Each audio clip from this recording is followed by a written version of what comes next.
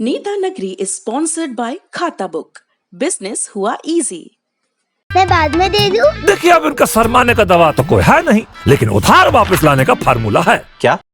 कैसे? खाता book download करिए, ये उधारी का रिमाइंडर भेजे और उधारी वापस लाए फटाफट। माथुर के पैसे आ गए। खाता बुक, बिजनेस हुआ इजी।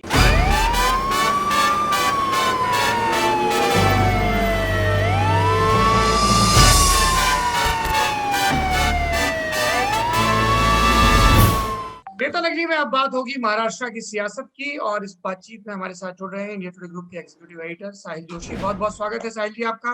धन्यवाद। हम बिहार में हैं और बिहार में भी महाराष्ट्र के एक नेता की लगातार चर्चा है, सुर्खियों में है, देवेंद्र फडणवीस, पूर्व मुख्यमंत्री। बिल्कुल। क्या चर्चा है मुंबई में, किस रणनीति के तहत देवेंद्र फडणवीस को भेजा गया बिहार? नहीं, और मजे की बात तो यह है कि महाराष्ट्र के इलेक्शन की जिम्मेदारी दो लोगों पर थी और दोनों ही लोग पर बिहार की भी जिम्मेदारी है। उसमें से देवेंद्र फडणवीस तो महाराष्ट्र का ही चेहरा है, लेकिन भूपेंद्र यादव उन पर भी महाराष्ट्र की जिम्मेदारी थी, अगर हम नहीं भूले तो। और लग रहा था कि दोनों की जोड़ी जो है महाराष्ट्र में सरकार ले आएगी, लेकिन नहीं हो पाया था उस वक्त। जो हुआ हम सब ने देखा, और अभी बिहार की स्थिति भी कुल मिलाकर वैसे ही बनती जा रही है। लेकिन देवेंद्र फडणवीस को जिस तरीके से बिहार में भेजा गया है, ये क्लियर कट इंडिकेशन है कि भाजपा में उनका जो करियर है वो अब केंद्र की तरफ धीरे धीरे जा रहा है। उनको एक्सपोज किया जा रहा है राष्ट्रीय राजनीति में, और राष्ट्रीय राजनीति तब तक कोई भी नहीं सीख सकता जब तक उत्तर प्रदेश बिहार की राजनीति उन्हें समझ में नहीं आती।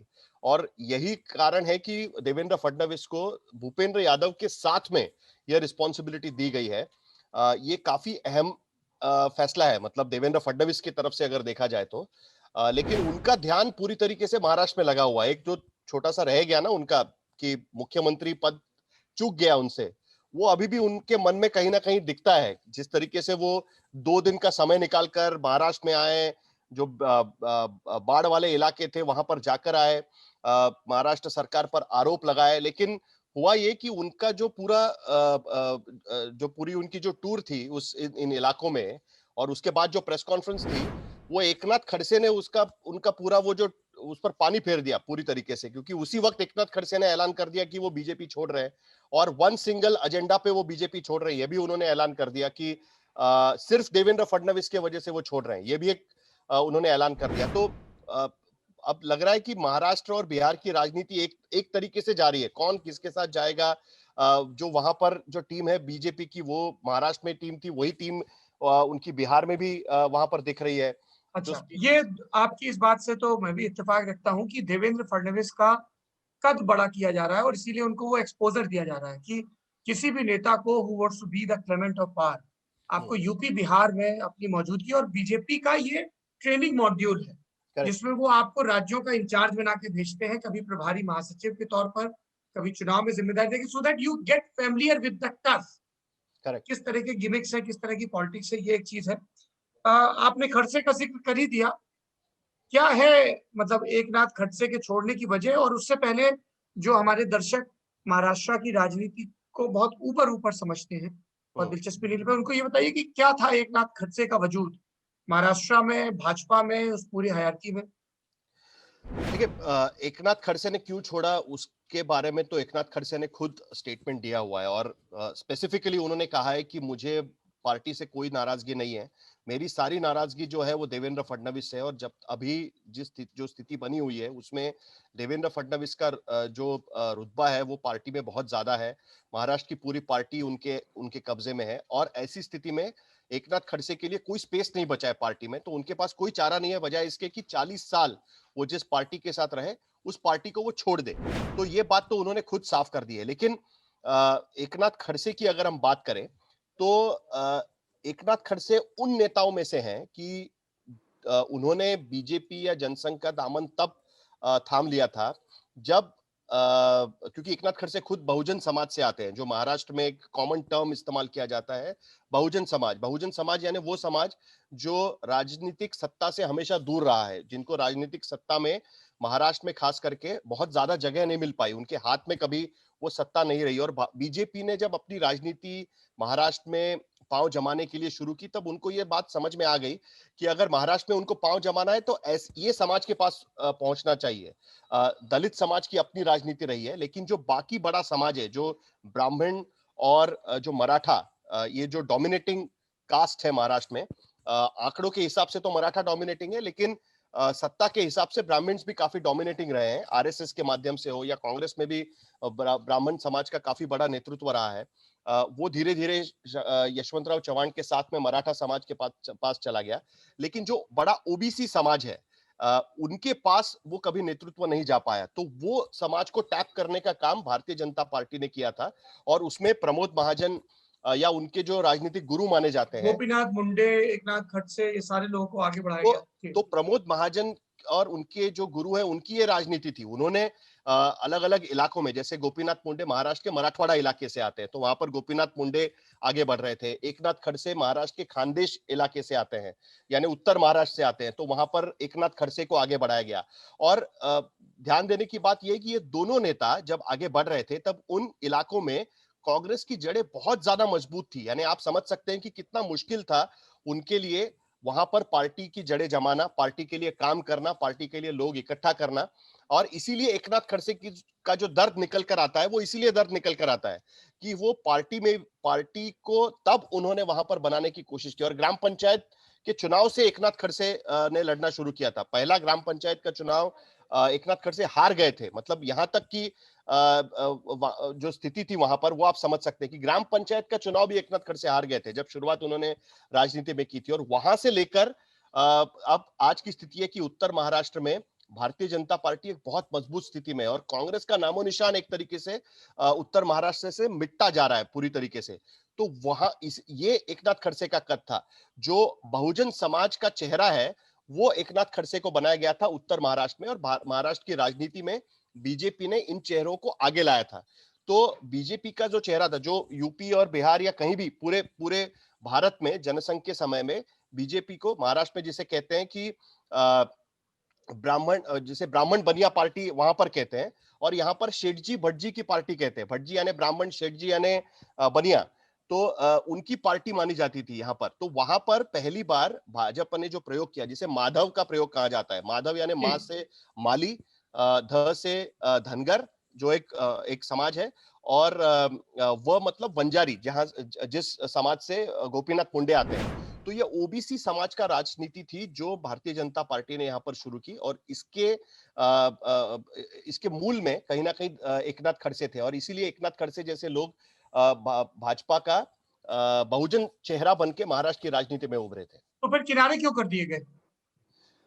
उसके लिए दो सीधे कारण यहाँ पर नजर आते हैं। एक तो ये कि कई बार ऐसा होता है कि राजनीति में अगर कोई जूनियर, उनसे कई जूनियर लोग आगे बढ़ जाते हैं, और ये हर जगह, हर क्षेत्र में होता है, लेकिन कई बार लोग उसको स्वीकार नहीं करते कि भाई मुझसे जो जूनियर है, जो मैंने जिसको आगे लाने में मदद की है, वो मुझसे आगे निकल गया और उसका नेतृत्व मुझे मानना होगा।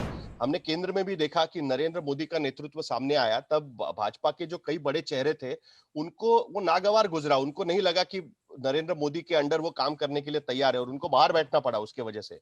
उसी तरीके से 2009 के बाद में पहली बार, दरअसल एकनाथ खड़से अगर हम देखें तो थोड़े से अनलकी है पूरे राजनीति में। जब वो बड़े बन रहे थे तब गोपीनाथ मुंडे का नेतृत्व बन गया था, नितिन गडकरी का नेतृत्व बन गया था, तो उन्हें इंडिपेंडेंटली महाराष्ट्र का नेतृत्व करने का मौका नहीं मिल पाया। जब उन्हें वो पहली बार मौका मिला 2009 में, वो नेता विपक्ष बने, तब धीरे धीरे देवेंद्र फडणवीस आगे बढ़ रहे थे, और उसके बाद पूरा एक पैराडाइम शिफ्ट जिसे कहते हैं वो हो गया, क्योंकि नरेंद्र मोदी ने पूरी भाजपा की कमान संभाल ली। तो उनके लिए ऐसे चेहरे उनको चाहिए थे हर स्टेट में कि जो नए हैं, फ्रेश है, जिन पर कोई एलिगेशन नहीं है, क्लीन इमेज है, यंग है, और भाजपा को एक नया चेहरा दे सकते हैं। और उससे भी ऊपर वो नरेंद्र मोदी के डायरेक्ट समर्थक के रूप में काम कर सके। उनका और कोई समर्थक नहीं है पार्टी में, मतलब वो किसी और से जुड़े नहीं है, ऐसे लोग उनको चाहिए थे। तो ऐसे में देवेंद्र फडणवीस का नाम सामने आया, और देवेंद्र फडणवीस ये लोग भाप नहीं पाए किसी भी तरीके से। उन्हें समझ ही नहीं आया कि अचानक ये क्या चेंज हो गया पूरा।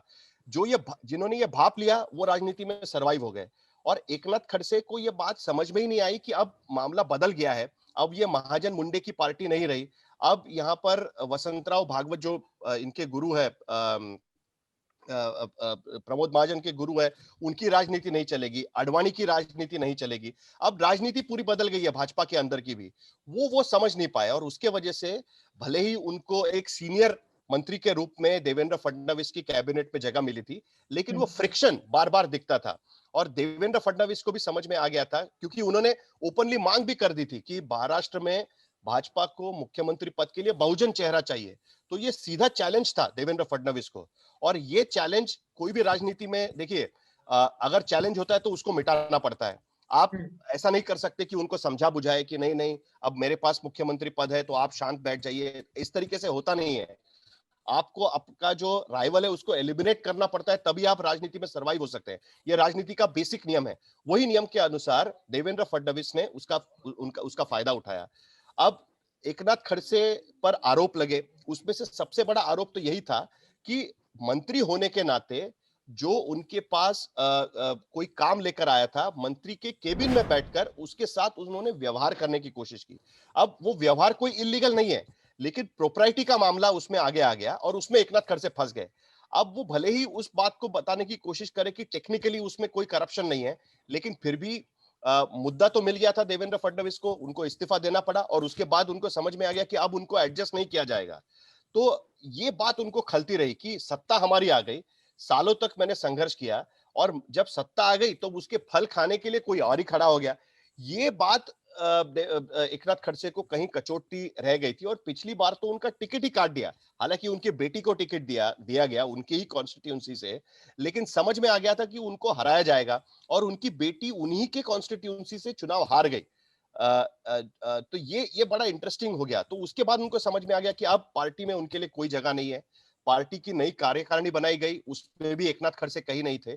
तभी से ये समझ में आ गया था कि उनके पार्टी के बाहर निकलने की राह उनको ढूंढनी है और ऐसे वक्त एनसीपी तैयार बैठी थी, क्योंकि कांग्रेस का तो कोई वजूद नहीं है, कांग्रेस में जा नहीं सकते।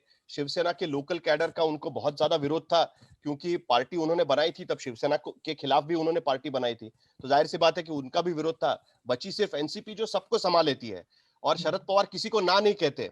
शरद पवार के लिए सारे लोग ठीक है, मतलब एनसीपी के लिए ऐसा नहीं है कि कोई इसको ये अछूता है वो अछूता है, ऐसा एनसीपी में नहीं होता है। तो एकनाथ खड़से उनके लिए ठीक थे। कल देवेंद्र फडणवीस को काउंटर करना है तो उनके पास एक बड़ा चेहरा है। देवेंद्र फडणवीस को अगर ब्राह्मण फेस के तौर पर उनको पेश करना है महाराष्ट्र में, तो उनके पास एक बड़ा चेहरा है। और कितना भी हो, बिहार इतनी जातिगत राजनीति महाराष्ट्र में नहीं होती होगी, लेकिन जात ये फैक्टर हर राज्य में और हर राजनीति में होता है। कहीं ना कहीं देवेंद्र फडणवीस को ब्राह्मण फेस, जिसके वजह से बीजेपी की ग्रोथ महाराष्ट्र में तब नहीं हो रही थी, वही फेस उनको बार बार बताने की कोशिश एकनाथ खड़से की तरफ से एनसीपी करेगी। ये स्थिति यहाँ पर है और इसी की वजह से एकनाथ खड़से आज की तारीख में बीजेपी से बाहर निकल कर गए। शरद पवार भी यही, मतलब ये तो वही शरद पवार वाली लाइन है कि जब वो भोसले का अपॉइंटमेंट हुआ था राज्यसभा में 17, तब भी वही कह रहे थे कि बताइए अब जो फडणवीस है वो अब पेशवाओं को दे रहे। जी राजनीति देखिए, जनरेशनल चेंज की बात है और हर राज्य में आप देख रहे हैं भाजपा में ये जनरेशनल चेंज हो रहा है। कई नेता जो एक अलग पीढ़ी से जुड़े हुए थे, उनको धीरे धीरे किनारे किया गया। ये स्वाभाविक है, ये हर प्रोफेशन में होता है, लेकिन राजनीति में जब होता है तो एक से वो हमारे सामने आ जाता है।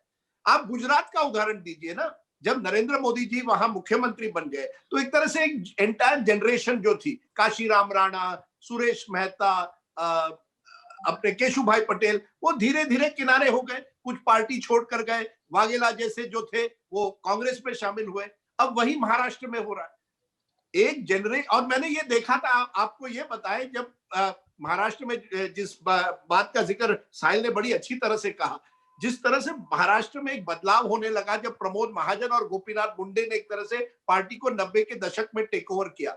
मैं जब वो पार्टी कवर करता था उस समय मुंबई में, तब पुराने जो आरएसएस नेता या आरएसएस से जुड़े हुए नेता थे, उनमें से एक मुझे बड़ा याद है, बड़े अनुभवी नेता थे मधु देवलेकर। वो जितने भी नेता थे वो धीरे धीरे किनारे हो गए। और एक दिन देवलेकर जी ने कहा, जमाना बदल गया, अब क्या करें, हमने इतनी कोशिश की पार्टी को आगे बढ़ाने के लिए, जब नए नेता आते हैं तो वो टेक ओवर कर लेते हैं और हमें किनारे कर देते थे। तो उनको भी उस समय दर्द था। आज वो एकनाथ खड़से के सामने है।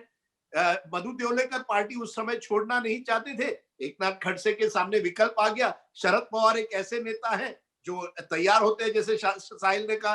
और देखिए देवेंद्र फडणवीस ने जिस तरह से एनसीपी को तोड़ा और एनसीपी के कई नेताओं को अपनी पार्टी में शामिल किया, तो शायद शरद पवार को लगा चलिए हम भी कोशिश करते हैं, हमारी अब सत्ता है और महाराष्ट्र में जो सत्ता में है उनके पास वो पूरे हथियार एक तरह से होते हैं किसी को अपनी तरफ करना, क्योंकि खड़से के खिलाफ आरोप भी थे करप्शन के। इसके बावजूद एनसीपी ने उनको लिया है। एनसीपी के सामने ये भी स्थिति है कि उनको एक मराठा डोमिनेटेड पार्टी माना जाता है, तो अगर कोई बैकवर्ड कास्ट का नेता उनमें आ रहा है तो उनको भी एक तरह से एक मौका मिलता है ये दिखाने के लिए कि हमारी पार्टी केवल मराठा की पार्टी नहीं है। लेकिन सबसे बड़ा जो है वो जनरेशन चेंज का है, और ये मुझे लगता है भाजपा और कांग्रेस में फर्क है।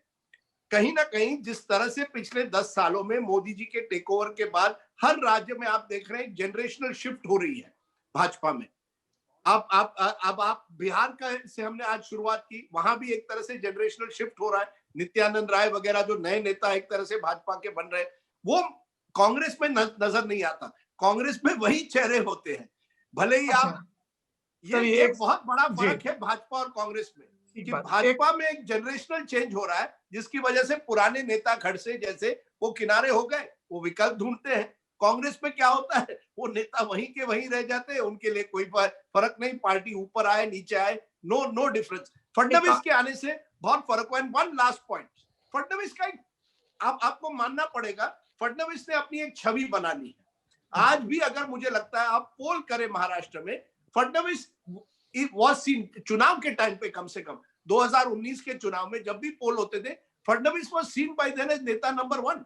फडणवीस ने 5 साल में अपनी एक पकड़ बना ली थी भाजपा पर और एक पूरी यंत्रणा पर। तो you can not deny him his opportunity. अगर आपने प्रूव किया है और आपकी एक छवि बन गई है तो फिर पुराने नेताओं को वो एक्सेप्ट करने पड़ी। लाइक मोदी जी, एंड में जब गुजरात में पहली बार जब मोदी जी बने तब लोगों ने कहा अरे केशु भाई पटेल इतने बड़े नेता, कैसे आप उनको किनारे कर रहे हो।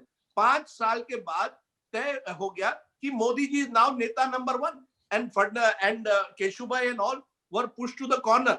एक ही सवाल है जो आपको और साहिल को है कि बीजेपी जो थी कार्डर बेस्ड पार्टी थी, बीजेपी जो थी उनको लगता था कि हम ओल्ड और न्यू दोनों को एक तरह से साथ लेकर आगे चल सकते हैं। अब क्या हो गया, जैसे ही आप ये जनरेशनल चेंज हो जाता है, पुराने नेता को आप किनारे करके मार्गदर्शक मंडल में भेज देते हैं। ये मुझे लगता है इसकी वजह से कोई एक तो कुछ नेता कहते हैं ठीक है हम मार्गदर्शक मंडल में चलते हैं, कुछ नेता कहते हैं सॉरी हम नहीं चलेंगे, हम अपनी पार्टी बनाने की कोशिश करेंगे या किसी और पार्टी में चले जाएंगे। खड़से ने ये निर्णय मेरा before I switch to the third topic related to Maharashtra which is tussle between governor and chief minister. अगर एकनाथ खड़से इतने बड़े नेता हैं तो उनकी बिटिया चुनाव क्यों हार गई? नहीं देखिए, बड़े नेता का सवाल नहीं है। एक तो है बिल्कुल भाई साहब, अगर आप एक चीज जैसे हमारे यूपी में अलग अलग पार्टियों के जो बड़े नेता हैं, पार्टियां कमजोर हो गई लेकिन उनकी टर्फ पे उनको कोई नहीं हरा पाया, वो उनका जो बेसन रहा। I don't regard Eknath Khadse at that level, but जैसे साहिल ने कहा खुद की पार्टी ने उनको हराया ना। जब अपनी पार्टी आपको हराने पर लगी होती है तो फिर आप क्या करें। उनकी जो देखिए बहू जो है वो वहां की एमपी है, उनकी बहू, ये तो बड़ी इंटरेस्टिंग, रक्षा खड़से जो है वो तो वहां की एमपी है। और खड़से जी से ये पूछा गया कल कि क्या आपकी बहू भी आपके साथ जाएगी, उन्होंने नहीं वो वही है, वो बीजेपी में रहना चाहती है। तो he is not that kind of powerful leader who can even get his own daughter in law. उनकी बहू उनके साथ आने के लिए आज तैयार नहीं है, तो फिर आप कैसे पावरफुल लीडर। पर एक जमाने में उनको एक तरह से बीजेपी का एक इंपॉर्टेंट लीडर माना जाता था। He is not a mass leader of Maharashtra in that sense. नहीं, इसके लिए इसका एक दो एक्चुअली मुझे जवाब देने हैं। पहले तो एकनाथ खड़से के जाने से नुकसान क्या होगा, ये हम लोग पहले आंकड़ों में समझ लेते हैं। जैसे राजदीप कह रहे थे, एकनाथ खड़से इतने बड़े नेता नहीं है कि उनका पूरा पैन महाराष्ट्र कोई अपील है। फिलहाल तो वो डिस्ट्रिक्ट के ही नेता बन के रह गए हैं, क्योंकि उनका अपना एक फॉलोअर है उत्तर महाराष्ट्र में, और खास करके उनके खुद के जिले में, जलगांव जिले से वो आते हैं। उनकी बेटी उनके चुनाव क्षेत्र से हार गई, और मजे की बात यह है कि उनके खिलाफ जो कैंडिडेट जीता है वो शिवसेना का बगावत कैंडिडेट था, मतलब बगावत करने वाला कैंडिडेट था जो वहां से जीता है। उसको बकायदा बाकी सारे पार्टियों ने हेल्प किया था, एनसीपी हो, कांग्रेस हो, खुद शिवसेना हो, उन्होंने सबने हेल्प करके उसको जिताया था। तो एकनाथ खड़से बनाम बाकी सारे ऐसे कॉन्टेस्ट में एकनाथ खड़से वहां पर हार गए थे। अब एकनाथ खड़से के जाने से क्या फर्क पड़ेगा, तो हम कंपैरिजन कर लेते हैं, क्योंकि चूंकि एकनाथ खड़से का जो पूरा प्रभाव क्षेत्र है वो मध्य प्रदेश से जुड़ा है, तो हम मध्य प्रदेश का उदाहरण ले लेते हैं। उसमें जैसे ज्योतिरादित्य सिंधिया ने जब पार्टी छोड़ी तो उनके साथ में कम से कम कुछ विधायक उनके साथ में गए, और बाकी के विधायक बीजेपी ने फिर जोड़ तोड़ करके उनके साथ में मिला लिया उनको। तो ज्योतिरादित्य सिंधिया का वो प्रभाव क्षेत्र था, उसके वजह से कुछ विधायक भी उनके साथ गए, कांग्रेस की सरकार वहां पर गिर गई। इनका इतना प्रभाव नहीं है, लेकिन एक बात हमें समझनी होगी कि जो बीजेपी का बहुजन फेस है उसको वो खोता जा रहा है, ये एकनाथ खड़से बार बार कहते रहेंगे, और जो राजनीति में बहुत अहमियत रखती है। दूसरी बात यह है कि जब पार्टी आगे बढ़ती है तो ये बात सही है कि आपको नए चेहरे लेके आने पड़ते हैं, नए सिरे से पार्टी को बनाना पड़ता है, और जब पार्टी को वोट पड़ रहे तब आप किसी को भी टिकट दो, उससे कोई फर्क नहीं पड़ता है, वो वैसे ही जीत जाता है। वो हमने 2019 में भी देखा, 2014 में भी देखा। लेकिन उसमें कभी कभी गड़बड़ क्या हो जाती है, लोकसभा में शायद नहीं होता होगा, लेकिन विधानसभा में इसका बहुत बड़ा असर पड़ता है। यही सोचकर बीजेपी ने 2019 में कई लोगों के टिकट काट दिए। एकनाथ खड़से का टिकट काट दिया, विनोद तावड़े का टिकट काट दिया। वहां पर विदर्भ में चंद्रशेखर बावनकुले करके मंत्री थे, नितिन गडकरी के करीबी, और वो भी ओबीसी समाज से आते थे, उनका भी टिकट काट दिया। अब मैसेज क्या गया उसके वजह से कि जब पार्टी अच्छा कर रही है तब पार्टी के पुराने नेताओं को भले उनकी 10 गलतियां हो, लेकिन उनका तो टिकट आप काट देते हैं, लेकिन जो पार्टी में नए नए आए हैं उनको आप टिकट दे देते हैं। ये जो मैसेज कैडर को जाता है ना, उससे काफी फर्क पड़ता है कभी कभी।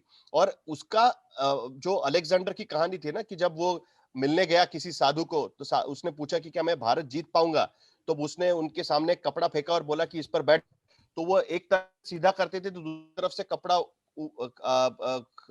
ऊपर आ जाता था, पीछे से ठीक करते थे तो आगे से ऊपर आ जाता था। उस तरीके की स्थिति कभी कभी राजनीति में बन जाती है, और जो बीजेपी के साथ यहां पर हुआ। तो एकनाथ खड़से बीजेपी की इमेज को खराब करने में एनसीपी को काम आएंगे, खास करके देवेंद्र फडणवीस की छवि को खराब करने के लिए काम आएंगे। सिर्फ राजनीति के हिसाब से उनकी पर्सनल इमेज वो भ्रष्टाचार के आरोप या उस तरीके से लगा के नहीं कर सकते, लेकिन ओबीसी के खिलाफ किस तरीके से पार्टी है, बहुजन समाज के खिलाफ कैसे पार्टी है, उस तरीके के उनके स्टेटमेंट्स फिलहाल नजर आ रहे हैं, और उसी तरीके से उनको इस्तेमाल किया जाएगा। जिस तरीके से नारायण राणे का इस्तेमाल उद्धव ठाकरे पर अटैक करने के लिए किया जाता है, उसी तरीके से एकनाथ खड़से का इस्तेमाल देवेंद्र फडणवीस पर अटैक करने के लिए किया जाएगा। क्योंकि आज की स्थिति में महाराष्ट्र में अगर बीजेपी का सबसे बड़ा ही चेहरा ही नहीं तो सिर्फ एक ही चेहरा है, तो वो देवेंद्र फडणवीस है, उसे आप टारगेट करेंगे तो बीजेपी के लिए नुकसान होगा। यही सोचकर एकनाथ खड़से का इस्तेमाल यहां पर किया जाएगा। एक आखिरी विषय, ये नरेंद्र मोदी मॉडल है, Fadnavis is following Narendra Modi model. एक बार आप अपने स्टेट में पकड़ बना दे, you only want your people, अपने आदमी, चारों तरफ मेरे आदमी। समय की कमी है। मैं एक लाइन सिर्फ, उसमें सिर्फ फर्क यह है ना कि गुजरात में बीजेपी अपने आप में एक ताकतवर पार्टी थी, और वहां पर उनका सिर्फ कांग्रेस के साथ ये थी, और वो अपने बलबूते पर पहले से ही जीत कर आती थी। ऐसा नहीं कि मोदी जी के आने के बाद वो जीतने लगी। महाराष्ट्र में वैसी स्थिति नहीं है। नहीं साहिल जी, लेकिन एक चीज है ना कि बिहार, जैसे देवेंद्र फडणवीस से हमने बात शुरू की थी, जब देवेंद्र फडणवीस को दूसरे राज्यों में जिम्मेदारी मिलेगी तो महाराष्ट्र का आदमी भी देख रहा है ना कि हमारा नेता कितने आगे जा रहा है। और एक खलिश तो है महाराष्ट्र के नेताओं में कि नंबर गेम, फाइनेंशियल ताकत, सब कुछ के बावजूद उप प्रधानमंत्री से आगे नहीं बढ़ पाए। ये बहुत बड़ी बात आपने कही, क्योंकि आप उत्तर भारतीय हमें आगे बढ़ने नहीं देते। राजदीप जी, ये राज ठाकरे जैसा बयान मत दीजिए कि उत्तर भारतीय आगे नहीं बढ़ने देते। नहीं, दिल्ली की राजनीति में महाराष्ट्र के, देखिए ये कौन सी बात हुई उत्तर भारतीय? आप लोग जब सबसे बड़ा दांव हारे 91 में अशोका होटल में बैठा के सांसदों को मैनेज कर रहे थे, तब उत्तर भारतीय से हारे कि दक्षिण भारतीय से हारे? चलिए मैं आपको छोटी सी कहानी, क्योंकि आपने उसकी बात कही बहुत संक्षिप्त में। 91 में जब शरद पवार ने एक तरह से कहा कि मैं प्रधानमंत्री बनूंगा, तो सुरेश कलमाड़ी जो थे, उन्होंने कई पत्रकार जो बॉम्बे में थे, हम सभी को हमारे एडिटर के द्वारा कहा कि आप सब उनको दिल्ली भेजिए, कि आप देखेंगे कि किस तरह से छत्रपति के एक तरह से कोरोनेशन होने वाला है। तो हम सब पहुंच गए दिल्ली। दिल्ली में आकर देखा कि यहाँ की राजनीति बहुत अलग है, यहाँ वो सिग्नेचर कैंपेन की राजनीति नहीं चलती, वहां नरसिम्हा राव ने अपनी राजनीति कर दी और हमारे शरद पवार जो थे महाराष्ट्र के वो पीछे रह गए। मैं ऐसे ही कह रहा हूं कि हमारे एक मलाल है कि कई सालों से यशवंत राव चौहान से लेकर हमारे जितने भी नेता जैसे दिल्ली आ गए हमें पीछे रह गए, उसके कई कारण हैं। किस्सा जो सुना रहे हैं उसमें एक किस्सा ये भी जोड़ दीजिएगा, कुछ शरद पवार ने ये बताया था, इसके लिए मैं बता रहा हूँ। जब उनके गुरु यशवंतराव चव्हाण, उनको मौका मिला कि प्रधानमंत्री बनने का मौका मिला और मोरारजी देसाई, यशवंतराव चव्हाण ये रेस में थे, तो ये क्लियर हो गया कि मोरारजी देसाई तो बन नहीं सकते। ये शास्त्री जी के निधन की बात है और ये सारे लोग यहाँ से महाराष्ट्र के लोग यशवंतराव चव्हाण के सपोर्ट में गए थे वहां पर कि भाई हमारे नेता प्रधानमंत्री बन सकते हैं। तो ये सारे लोग बैठे थे, ये पवार साहब ने खुद बताया हुआ किस्सा है। तो यशवंतराव चव्हाण को बताया गया कि भाई आप बन सकते हैं, आप जाके क्लेम कर दीजिएगा उसको लेकर। तो यशवंतराव चव्हाण ने कहा कि नहीं, लेकिन इंदिरा गांधी नेहरू जी की बेटी है, उनको तो मुझे बताना पड़ेगा और मुझे लगता है कि उनको बताए बिना मैं जाके डायरेक्टली ये नहीं कह सकता कि मैं प्रधानमंत्री बनने जा रहा हूं। तो शरद पवार कहते हैं कि मैंने उनको ये बताया कि ये गलती आप मत करिएगा, वो आपको कभी नहीं बनने देगी, आप उनसे सपोर्ट की उम्मीद मत रखिएगा, आप जाके क्लेम कर दीजिएगा, मौका है कर दीजिएगा। लेकिन यशवंतराव चव्हाण की नहीं, मॉरली मुझे ठीक नहीं लगता, इसके लिए वो गए बताने के लिए। उन्होंने इंदिरा जी को बताया कि मैं प्रधानमंत्री के लिए मुझे ये आपके सपोर्ट की जरूरत है। तो इंदिरा जी ने बोला कि ठीक है, मैं आपको कल बताती हूँ करके। वो कल कभी आ ही नहीं पाया, खुद इंदिरा गांधी प्रधानमंत्री बन गई और यशवंतराव चव्हाण सिर्फ डिप्यूटी चीफ प्राइम मिनिस्टर के आगे बढ़ ही नहीं पाए कहीं कभी भी। एक इसमें एक जो शरद पवार ने आपको बताया, शरद बाबू एक चीज छोड़ गए। शरद पवार की ये खूबी लगती है मुझे कि वो कुछ बताते हैं और कुछ जरूरी चीजें छोड़ते भी हैं। वो ये है कि जो मुख्यमंत्री क्लब था 1964 के, नहीं 67 में, करेक्ट। जो शास्त्री जी के निधन के बाद उस मुख्यमंत्री क्लब में सिर्फ वसंत राव ही तो चौहान साहब का सपोर्ट कर रहे थे।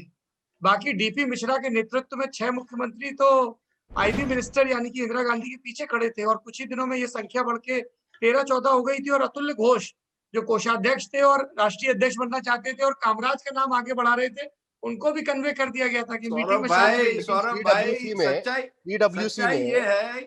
सच्चाई ये है जब सह्याद्री हिमालय तक पहुंचने की कोशिश करता है तो हिमालय उसको रोकता है।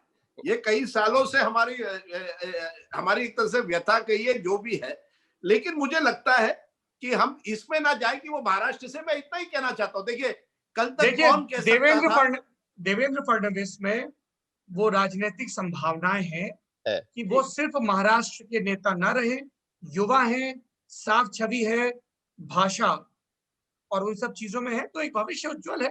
महाराष्ट्र को उम्मीद नहीं, बहुत सारे राज्यों को भी है। सर एक लास्ट बात, एक बार मैंने पवार जी से ये कहा, ये कि एक 10-15 साल की बात है, 10-15 साल पहले की बात, कि आपका जो सपना था कि आप प्रधानमंत्री बने, क्या वो सपना अभी भी है कि नहीं? उन्होंने कहा, राजदीप जी, जिस दिन देवेगौड़ा बने हर राजनीतिक व्यक्ति को लगा कि हमारा चांस भी आ सकता है। देखिए कौन कहां से किसका नंबर आता है, यू नेवर नो। कभी कभी गुड लक भी होता है। आप सही समय आके गुजरात देश के प्रधानमंत्री तो बने ना, यू नेवर नो। पर मुझे लगता है कि फडणवीस को भी अपनी एक तरह से कोशिश करनी पड़ेगी सबको साथ लेकर। जो खड़से प्रकरण का एक मैसेज है कि जो भी हो आपको सबको साथ लेकर करनी पड़ेगी। साहिल ने बड़ी सही बात कही कि पिछले चुनाव में भी कहीं ना कहीं एक गलती शायद हो गई कि कुछ पुराने नेताओं को आप अपने साथ नहीं ले पाए। आप नेता नंबर 1 है, लेकिन इसका मतलब नहीं है आप बाकियों को साथ नहीं ले जाते। लेकिन थोड़ा समय की कमी है, उनमें कई गुण है, फडणवीस में कई गुण है जिसकी वजह से, और उनकी हिंदी बहुत अच्छी है, ये उनकी एक स्ट्रेंथ भी हो सकती है अगर वो कर देती है। नागपुर से है कि तो अच्छी। एक आखिरी और मैं थोड़ा क्विक टिप्पणी चाहूंगा, समय की कमी है। ये भगत सिंह कोश्यारी वर्सेस उद्धव ठाकरे क्या चल रहा है आपके राज्य में, आप दोनों के राज्य में? ये तो चलता ही रहेगा, क्योंकि हालांकि कभी कभी क्या होता है ना कि राज्यपाल की खुद की पर्सनालिटी पे भी वो निर्भर होता है।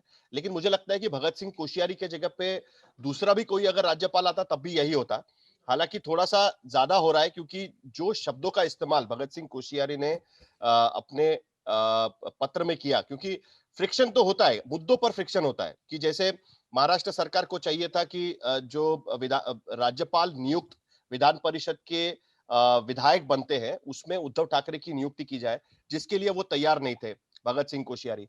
वो ठीक है, वो तो कोई भी राज्यपाल कह सकता है कि ये टेक्निकली मैं उसके लिए तैयार नहीं हूं। यूनिवर्सिटी की एग्जाम्स महाराष्ट्र सरकार कह रही थी कि नहीं होने चाहिए, कोविड की स्थिति है। गवर्नर क्योंकि सारे महाराष्ट्र की यूनिवर्सिटीज के चांसलर होते हैं, उनका कहना था परीक्षा तो होनी चाहिए, उसके बिना पता कैसे चलेगा कि पास हुआ है, फेल हुआ है, और आगे सर्टिफिकेट पे क्या आएगा कि कोविड की वजह से इनको पास कर दिया गया है, तो वो भविष्य के लिए ठीक नहीं होगा।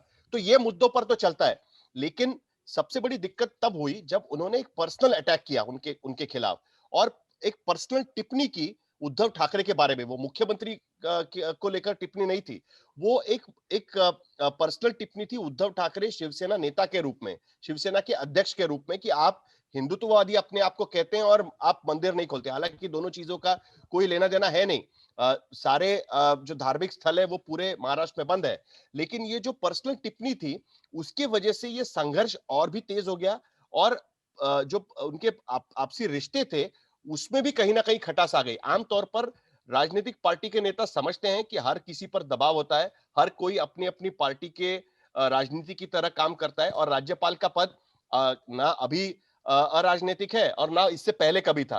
पहले भी राज्यपाल इसी तरीके की राजनीति करते थे। हमने बिहार में देखा कि बूटा सिंह ने किस तरीके से कई महीनों तक बिहार में सरकार नहीं बनने दी थी, कई महीनों तक वहां पर गवर्नर का शासन रहा। किस तरीके से इससे पहले गवर्नर्स ने तेलुगु देशम पार्टी की सरकार को खारिज कर दिया था आंध्र प्रदेश में, और रामलाल ने खारिज कर दिया था, उनको सारे विधायकों को लेकर राष्ट्रपति भवन जाना पड़ा था। तो ये कांग्रेस के टाइम भी हुआ है, लेकिन ये जो पर्सनल अटैक किया उन्होंने लेटर में, ये कहीं ना कहीं दिक्कत पैदा करता है। उसको लेकर पूरी समस्या है। जब तक आप टेक्निकल मुद्दों पर करें तब तक इसको राजनीति का रूप दिया जा सकता है। ये चीज कहीं ना कहीं पसंद नहीं आई, और उसको लेकर पूरा, और पहली बार हमने देखा कि उसके वजह से फायदा क्या हुआ। देखिए, उद्धव ठाकरे ने तो जवाब दिया ही दिया, लेकिन शरद पवार ने भी तुरंत उसको लेकर प्रधानमंत्री को खत लिखा। ये जो दोहरा अटैक हुआ उसकी वजह से दोनों पार्टनर्स और नजदीक आ गए। अगर इस तरीके से पर्सनल अटैक नहीं होता तो हो सकता है कि जो आपस में उनकी ये बातें चल रही थी वो वैसे ही चलती रहती, लेकिन इसके वजह से और भी ज्यादा ये दोनों करीब आ गए, इस तरीके की स्थिति बन गई। सौरभ भाई, आप कभी मुंबई के राजभवन गए हैं क्या? अभी तक तो अवसर नहीं लगा है। देखिए, यही तो है, बहुत खूबसूरत जगह है, बिल्कुल अरेबियन सी के तट पर है, लवली बंगला है। मेरी स्कूल बस वहां से जाती थी, हम हमेशा वो खिड़की से देखते थे, अरे वाह ये कौन सी जगह है। फिर पता चला ये राजभवन है। देखिए, एक बार आप वो राज्यपाल वहां बैठ जाते हैं ना राजभवन में, और कई सालों से, जैसे साहिल ने कहा, कई राज्यपाल ने पहले भी ऐसे किया है, वो एक तरह से अपने आप को एक न्यूट्रल कॉन्स्टिट्यूशनल अथॉरिटी नहीं मानते, लेकिन सेंटर के एजेंट वहां बन जाते हैं, क्योंकि ये पोस्ट रिटायरमेंट एक तरह से बेनिफिट है आपको। रिटायरमेंट के बाद राजभवन में बैठ जाइए। अब आप देखिए क्या हो रहा है बंगाल में, रोज जगदीप धनखड़ ट्वीट करते हैं, ट्वीट कर रहे हैं राज्यपाल ममता के खिलाफ। लेकिन मेरा ये कहना है, ये कोश्यारी जी से यही सवाल है कि ऐसे समय में जहां राजदीप जी, आप वेस्ट बंगाल का उदाहरण ले आए, दोनों जगह की राजनीतिक परिस्थितियों में फर्क है। नहीं, फर्क है। मैं नहीं, देखिए, जगदीप धनखड़ ममता बनर्जी की आलोचना किसी लेटर से करे वो अलग बात है, क्या ट्वीट करना चाहिए। मैं ये पूछ रहा हूं, सवाल आपसे पूछ रहा हूं कि ये सही है कि कोई राज्यपाल अपने मुख्यमंत्री के खिलाफ इस तरह से ट्वीट करके एक तरह से वहां एक कन्फ्रंटेशन बनाए। लेकिन कोश्यारी जी को देखिए ना, कंगना रनौत की केस, जैसे ही कंगना रनौत अपॉइंटमेंट मांगती है आप तुरंत उनसे मिलते हैं। इतने हमारे महाराष्ट्र में किसान की बदहाली है, तब कोई मिलता है उनसे। मेरा ये कहना है कि ये जो जिस तरह से आपने राजभवन को एक पॉलिटिकल स्पेस बनाई है, भाजपा हमेशा कहती थी हम पार्टी विद द डिफरेंस है। अडवाणी जी मुझे कई सालों पहले एक इंटरव्यू में कहा था, one of the biggest mistakes Congress has made is misuse of governors office. मेरा ये पूछना है, क्या आज आप मिसयूज कर रहे हैं या यूज कर रहे हैं उसे? ये सरकारिया कमीशन ने कहा था politician should not become governors. क्या हुआ है? पॉलिटिशियन ही बनते हैं, खास करके रिटायर्ड पॉलिटिशियन। और रिटायर्ड पॉलिटिशियन बड़े डेंजरस चीज होती है, क्योंकि वो चाहते हैं कि अभी भी राजनीति करें। तो कोश्यारी जी ने जिस तरह से लगातार एक तरह से उद्धव ठाकरे को की सरकार को कमजोर करने की कोशिश की है, I think that sets a very very dangerous president. और personal attacks should be avoided. If any governor wants to question you on policy, please do so, but मर्यादा बनी रहनी चाहिए। और फिलहाल समय की मर्यादा है। साहिल जोशी, आप इस पूरी बातचीत में जुड़े, बहुत बहुत शुक्रिया आपका। धन्यवाद।